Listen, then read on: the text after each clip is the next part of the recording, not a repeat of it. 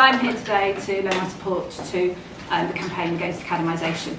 Obviously we need to look at what's gone wrong, how we got here, why the academy structure is such a dreadful idea, and who we can actually speak to enact change.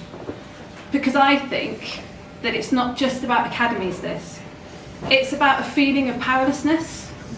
We get that with our NHS, we get that with our railways, we get that with daily life. This idea that there's a promise of choice actually leads to less choice. And it's about, to use a phrase copied somewhere else, it's about taking back control. So I think looking at the problem, if you ask any governor, any head teacher, any politician what the greatest problem is facing education today, and they'll probably say the funding crisis. Declining funding for our schools, bigger classes, reduced support, limited materials, and fewer opportunities to get outside into the classroom.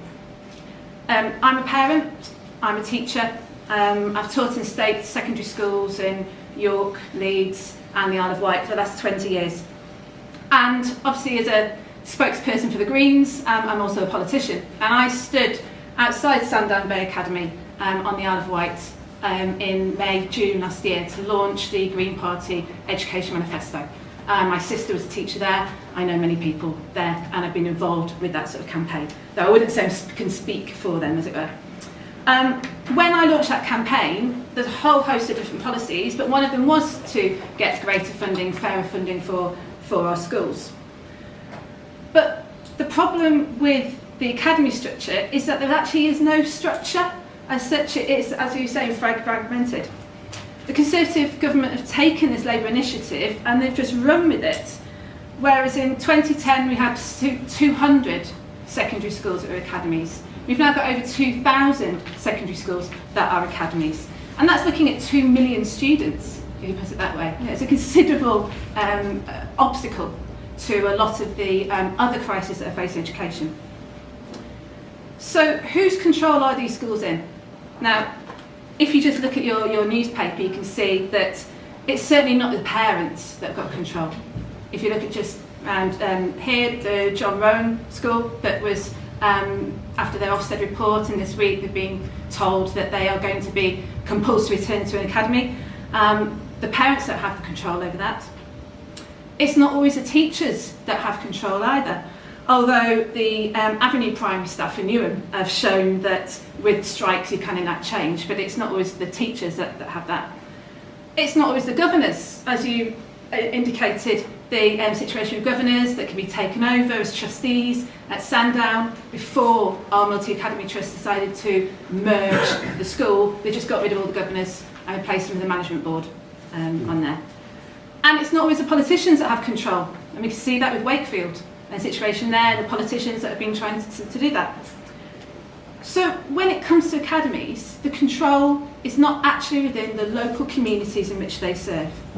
The control has been taken away from us. It's been handed to the regional schools commissioners, civil servants, people that are barely accountable even to Parliament.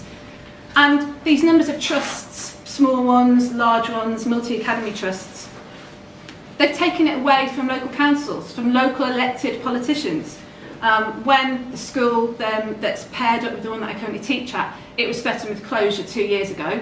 In order to stop that, because it's a maintained school, all the students, the parents, the politicians stood outside County Hall with their banners and put pressure on the councillors in there, and they voted not to close the school. We can't do that. With another school on the Isle of Wight, I will talk a little bit about those, Studio School, that currently has been told by the DFE that they're going to be wound up. The parents and the pupils are asking me, what can we do? What can they do? Because it's been made, these decisions been made, these decisions in boardrooms many, many miles away. So we went and stood outside County Hall just because that was what we could do. And the local press came down, the local television came down, they did a live broadcast from there. But those people inside that building actually didn't have the power to overturn that decision. What we did want them to do is to speak up on our behalf, which unfortunately they refused to do. So where is this transparency and this democratic accountability? And we were told by government that transferring to academies is actually going to improve standards. And we've seen far too many of these academies put into special measures, requires improvement. if that's what you judge your schools on in Ofsted shorthand. In terms of curriculum, because they don't have to follow the national curriculum, you get also these sorts of gobbledygook, progress 8, attainment 8. Effectively what it's resulted in is up to 19,000 students are taking fewer exams in the arts than did in 2014. Art, dance, drama, music, even technologies. So again, it's a fallacy of freedom, it's a fallacy of choice. It actually results in a narrowing of the curriculum and a desert of creativity in our schools. So, are we saving money? No.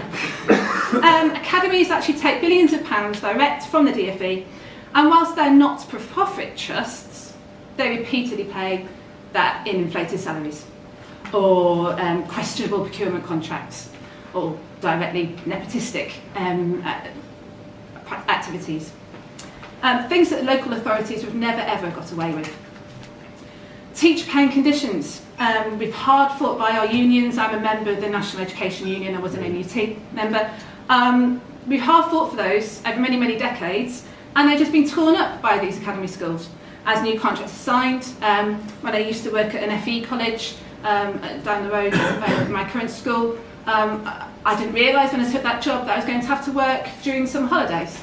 I was going to have to work during Easter holidays. I was going to have to, I only had like 8 weeks off, I think it is, over the year, which to people in the private sector may sound great, but it doesn't when you've got families and commitments there. So Margaret Thatcher basically would have been very proud of how they managed to wangle the way through all the things that the unions have managed to fight for. So where has this money gone? I mean, it's not in the pockets of the teachers, or improved facilities for all the students, or extra funding for special needs. It's been swallowed into the building of free schools, many of which are not needed. They've been closed due to lack of support. £50 million of free schools have closed their doors so far. It's a completely not a waste of public money. On the Isle of Wight, it's quite a neat case in point, so that's where I live, on the Isle of Wight. And in 2010, we had 5 local authority high schools. We now have 8. The population hasn't risen, right? We have 3 are multi-academy trusts, 2 AET and 1 Ormston. 1 is a brand new church school, 1 is a free school, 1 is a studio school. There are 2 local authority maintained foundation trust schools. Basically the only place I can get a job, because I come round and do all those anti-academy conversations. That was an interesting fight to find a job 2 years ago. From 5 local authority schools, which are all basically average in terms of exam results, we've now only got 2 of them that are good or above. The rest of them requires improvement or being in special measures on that. So it hasn't improved the standards as a whole for us on the Isle of Wight. Only last month, the studio school has been recommended to close. It's one of those schools that no one wants, a snow. The head teacher's fantastic, really inspirational chap. The parents, very, very supportive. The students offer real choice. As much as they go around decrying academies, what the studio school did for the children on the Isle of Wight has been brilliant. Getting them out of the classroom, getting them work ready, has been very, very popular. But there's a political policy that was going to get rid of it, and there's been no accountability, nothing like that. Sandown Bay Academy was effectively dropped by AET, which is interesting. So there's 2 AET academies on the island, and they decided to merge them. One about 10 miles away from the other one, which would leave a whole area on the island completely without a high school. It's now going to close next month. So we're going to go from 8 down to 6, I think, by the summer. I mean, it's not a system. It's just complete balls up. The fact that is that this outsourcing of our public services is sold to us, maybe not people who, but sold to the public as choice. But actually, it's siphoning off our public money into these private companies. And what happens when the funding? What happens when the figures don't add up? What happens when our banks, our railways, our hospitals, when they run out of funds due to external pressures? Like our schools, they are just too big to fail. we end up bailing them out. We need our hospitals, we need our trains, we need our schools. To keep our education system running, our government has little option to bail them out, which in school terms is rebrokering, and therefore perpetuates the system that caused the collapse in the first place. So where do we go from here? Who can untangle this unaccountable, controlling, wasteful academies that are dominating the future education of our country? And it was good to hear that you've listened to the Labour Party on this, because their proposed National Education Service has convinced many, it's infused many, the notion of education from cradle to grave. But, from my opinion, the details are very, very sketchy. They're yet to be announced. If we look at the manifesto last year, they only committed to no forced academisation. Right? They dropped any commitment to allow councils to open new schools, and they dropped any commitment to allowing councils to take on existing academies. So Labour have got to be a lot bolder on this. Academisation is at the root of the inefficient, the undemocratic education system. And I think that we actually need more localisation, putting schools at the heart of the communities. I'm not convinced that a centralised national education service is actually going to be the solution to this. What about the wider education crisis, in addition to academies, teacher workload and conditions?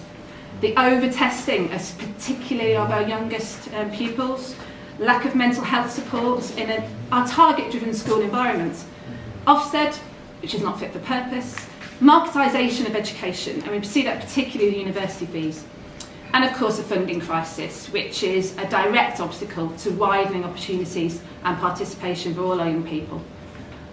Green policies, which are voted for, they're decided for by our members. And my job, and I'm proud to do this, is to be the voice for those policies. So our policies say no to Ofsted, says no to over-testing, no to grammar schools, no to tuition fees, to narrowing the academic curriculum, and no to academies. The green policy is that academies must be put back into local authority system and must answer to locally elected residents, not the distant companies or civil servants that we have today. And the fact is that we actually can do this. We did do it on the Isle of Wight. When AET said they were going to close or merge the school, it was actually the parents, the teachers, the students, the governors, the local council, they got together, and the school is going to reopen in September as a local authority school. What they've done is got rid of the 11 to 18 Bay Academy and replaced it with the Bay School. And the Bay School is a 4 to 16 school with the local primary school, local Church of England primary school. It was the public power that did that. And what was more helpful than the Studio School campaign have been trying to support was it happened right in the middle of the general election. So the irony of all of this is that on the Isle of Wight we have a Conservative council, we have a Conservative MP, but even they can see the damage, the consequences of having private businesses meddling in our education. Now, what galls me is that they're not brave enough to actually call for a change on national policy, but I mean they are Conservatives after all, but we're brave, right? And together we can actually bring these stories of disorder, of chaos, of waste, of eradicated freedoms caused by the academy system. We can actually change it all, and we can actually take back control of our schools. Thank you.